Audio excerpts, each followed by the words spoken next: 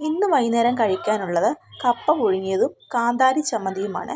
അതിന് കപ്പ നമുക്ക് പൊളിച്ച് കട്ട് ചെയ്തെടുക്കാം. നമ്മൾ കപ്പ കട്ട് ചെയ്തെടുത്തിട്ടുണ്ട്.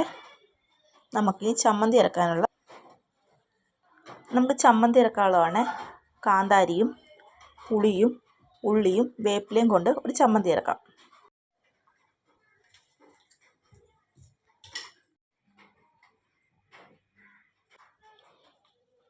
ഇതിലോട്ട് കുറച്ച് ഉപ്പ് പൊടിയും ഇട്ട് കൊടുക്കാം.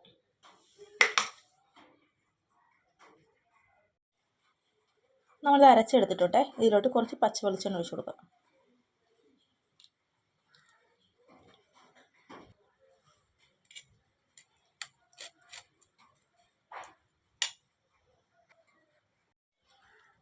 നമുക്ക് കപ്പ വേവിക്കാൻ വെക്കാം.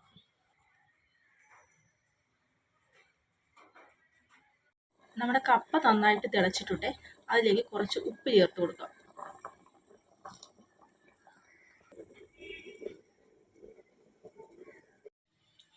നമ്മുടെ കപ്പ റെഡി ആയിട്ടുണ്ട്. നമുക്കത് പാത്രത്തിലോട്ട് മാറ്റാം.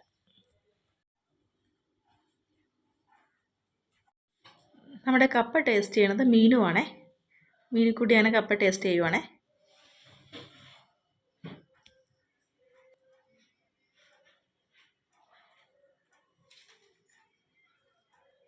മുളക് ചമ്മന്തി സൂപ്പറാണ്, എരിവുണ്ട്.